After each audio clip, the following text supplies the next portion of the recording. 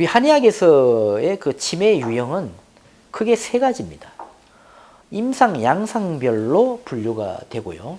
또 아까 변증, 논치별, 변증, 정상에 따른 또 분류가 있고요. 그리고 또 사상, 체질별 분류가 있습니다. 참 얼마나 이 상세하게 분류가 되어 있습니까?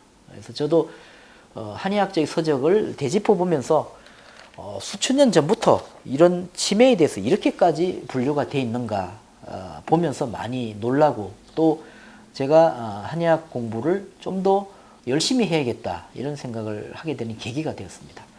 임상, 양상별 분류는 크게 두 가지 치매의 그 유형을 문치와 무치로 나누고 있습니다.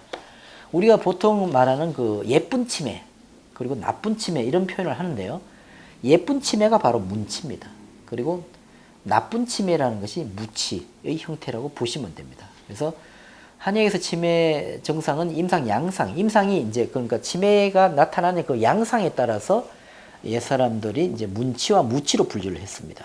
그래서 문치라고 하는 것은 이제 걸을 문자가 들어 있다 보니까 조금 정상이 조금 부드러운 정상들을 말하죠. 그래서 정신이 억울되고, 그러니까 정신이 우울증이 많다는 거죠. 우울증이 많고, 또 표정이 이제 무표정, 표정이 결핍되고, 또 침묵해서 말이 없고, 너무 수동적이고, 언어의 앞뒤 논리가 없고, 또 움직임이 적은 정상, 이것을 문치라고 합니다. 그래서 치매 환자들 중에서도 어디 안 나가려고 그러고 집에만 있으려고 그러고 그냥 말도 없고 무표정이고 우울증을 앓고 있는 분들이 많은데, 이것이 바로 문치에 해당되고 이것은 주로 노인성 치매에 해당이 된다고 볼 수 있습니다. 이에 반해서 무치, 무사라는 표현에서 무치는 이 광란무지하며, 그러니까 막 좀 쉽게 얘기하면 좀 미치광이처럼 좀 이렇게, 그리고 좀 행동에 또 앞뒤가 없고 성질이 좀 광폭해지고, 또 울고 웃는 것이 일정하지 않고 맥락에 맞지 않는 경우, 그리고 막 헛소리를 한다든지 소리가 크고 떠들썩하기도 하고, 또 담을 넘어서 막 담을 넘기도 하고, 이런 맞지 않는 행동을 하기도 하고, 또 욕을 하는 데 있어서 뭐 친한 사람이나 뭐 먼 사람이나 가리지 않고 앞뒤 안 맞게 막 욕을 하거나, 또 혹은 또 기력이 지나치어서 그 사람을 막 해치기도 하고, 또 물건을 훼손하는 거, 이런 증상들이 있을 때 그 동작이 동적이고 또 위로 들떠는 조정이고, 이건 양에 속하는데 이것은 무치라고 부릅니다. 이것은 대거 좀 이렇게 젊은 층에서 오는, 요즘 이야기하면 뭐 청장년층에서 다발하는 그런 치매를 한방에서는 무치라고 분류하고, 이걸 또 광증의 범주에도 해당이 된다고 보고 있습니다. 그래서 임상, 양상별로 보면 두 가지 문치, 무치 이렇게 나누고 있습니다. 그러면 여기에 따라서 또 치료법도 역시 달라지게 되겠죠. 그래서 문치는 주로 몸을 좀 보강하는 치료, 정신 면역력을 높이는 치료를 위주로 하게 되고, 뇌 호르몬과 뇌 에너지가 부족한 증상들을 강화시켜 줄 수 있는 그런 한의학적인 그런 처방들을 쓰게 되고, 실제로 한의학적인 강점이 고스란히 남아있는 그런 처방들이 많이 있습니다. 그리고 무치 같은 경우에는 주로 혈관성 치매하고도 일맥상통하는, 그러니까 혈관이 막혀서 오는 그런 치매 유형이기 때문에 우선 혈액과 혈관의 만성염증이나 활성산소를 제거해서 뇌세포에 염증이 끼지 않도록, 또는 타우 단백질 또는 베타 아밀로이드와 같은 독성 단백질이 쌓이지 않도록 하는 그런 치법을 쓰게 됩니다. 그리고 아까 분류에서 마지막 분류로 사상, 체질별 분류, 임상, 양상별 분류를 했고, 변증, 논치 분류를 했고, 사상, 체질별 분류. 여기에 더해서 우리 한국의 한의학은 더 세밀하게 치매를 사상, 체질로 분류해서 치료합니다. 이 한의학의 깊이가 바로 여기 있는 거 아닙니까?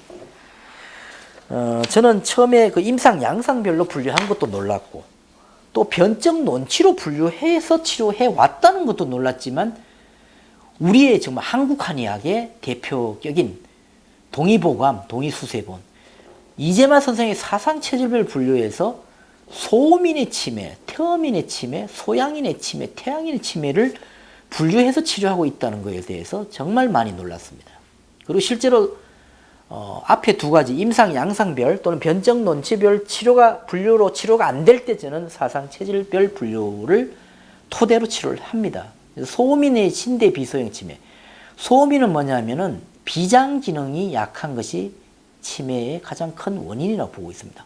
즉 못 먹어서 치매가 오는 거죠. 보면 알지 않습니까? 밥을 못 먹으니까 기억력도 떨어지고 인지도 떨어지고 집을 나가서 못 찾아오시고 그런 분들은 그분들을 어떻게 뇌를 열어서 수술을 해야 될까요? 밥을 먹게 해야 될까요? 밥을 먹게 해야죠. 밥을.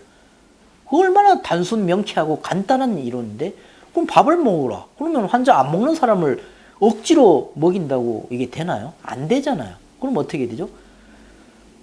전통적으로 알려진 처방들 중에서 비장기능, 소음인이 비장기능이 약한 원인을 찾아서 그 비장기능을 강화하면 정말 인지기능이 많이 좋아질 수 있습니다. 그럼 비장기능을 강화하는 게 치료가 되겠죠. 태음인은 간대 폐소, 그러니까 폐 기능이 원래 떨어진 체질이 태음인입니다. 폐장 기능의 저하가 타고날 때부터 취약한 체질이 바로 태음인입니다. 그러면 폐장 기능이 약화가 되니까 산소를 잘 받아들이지 못한 체질이죠. 우리가 치매가 오는 원인 중에 뇌세포에 필요한 영양소인 포도당과 산소가 부족해서 오는 경우가 많잖아요. 그러니까 아까 소음인 같은 경우에는 포도당이 부족하니까 치매가 오는 거였죠. 밥을 못 먹어서 오는 거였고, 태음인은 밥은 잘 먹는데 산소가 들어오는 그 통로인 폐가 약해서 다른 사람이 100이라는 산소를 받아들인다면 이 사람들은 50 이하로 받아들이니까 뇌세포에 산소가 공급이 안 되니까 쉽게 얘기하면 뇌가 항상 약한 연탄가스에 취해 있는 몽롱한 상태죠. 약한 연탄가스를 한번 마셔보신 분들은 아실 겁니다. 머리가 살짝 어지럽고 핑핑 돌고 아무 생각도 안 납니다. 쉽게 얘기하면 연탄가스에 취해 있는 상태죠. 그래서 태음인은 그런 폐장 기능의 저하, 산소, 똑같은 100이라는 산소를 받아들였을 때 이 100이 똑같이 뇌세포로 갈 수 있도록 그 근본 원인 장기인 폐장의 기능을 강화시켜주는 조위성층탄과 같은 이런 처방을 썼을 때 아까 앞에서 이야기드린 임상 양상변 분류, 변적 논치별 분류로 도저히 치료가 안 되는 분들이 회복되는 걸 보고 제가 많이 놀랐습니다. 실제로 그렇습니다. 소양인의 비대 신소형 치매. 소양인은 신장 기능이 많이 저하가 된 체질입니다. 콩팥의 기능이 태생적으로 약한 체질입니다. 하지만 소화기는 발달해서 음식은 잘 먹고 성격도 활달합니다. 하지만 신장에서 어떤 우리 몸에 그런 염증이나 독소들을 소변을 통해서 잘 못 끌어내기 때문에 이게 역류해서 다시 뇌로 가는 이런 악순환이 되다 보니까 소양인은 다른 거 없습니다. 신장 기능을 강화해서 그 본연의 소변을 통한 해독 기능을 잘 살려주는 것이 치매 치료의 핵심입니다. 그리고 태양인은 폐대 간소, 간의 기능이 약한 체질입니다. 태양인은 선천적으로 간이 약하게 타고난 체질이기 때문에 간에서 아까 무슨 이야기를 했죠? 간은 장군지간이라고 되어 있습니다. 장군과 같은 역할, 무사와 같은 역할입니다. 그래서 간은 장군지간이고 해독을 주관한다 되어 있습니다. 그러니까 해독 기능. 그러니까 아까 얘기했죠. 그런 독성 단백질, 염증을 1차적으로 또는 알코올성 치매에서 알코올을 간에서 1차적으로 해독을 하면 끝나는 겁니다. 그래서 태양인은 간을 보강하는 그런 처방을 씁니다. 그랬을 때 아까 이야기드린 임상 양상 또는 변적 논치로 되지 않는 그런 치매 환자들이 중기 환자가 실제로 많이 회복되는 것도 제가 체험을 했습니다. 그래서 한의학에서 이 치매 유형 크게 임상 양상별로 문치, 무치로 나누고 또 변적 논치로 7가지 유형으로 증상을 분류를 해서 치료를 하고, 그래도 안 될 때는 사상 체질로 소음인, 태음인, 소양인, 태양인의 치매 유형을 구분해서 치료하는 이런 철저한 3단계에 걸쳐서 치료할 수 있는 정말 강점이 있는 그런 치료라고 볼 수가 있습니다.